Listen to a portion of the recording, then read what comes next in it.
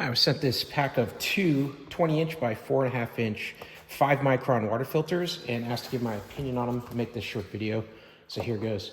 They come shipped to you 2 in a box from SimPure.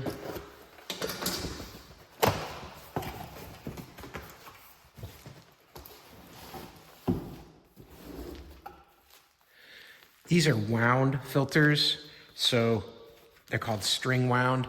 You can see the filtration element is a series of cords that are just all wrapped around very, very tightly around that center mounting hole here.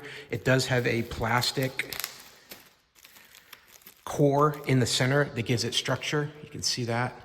And this is wound all the way around, giving you a 5-micron protection. So now the first thing that I always see these picking up is rust from my well. It'll get a nice red tinge to it at first, but these are great also for dirt, silt, sand, and anything else that's not dissolved in the water will catch in this filter.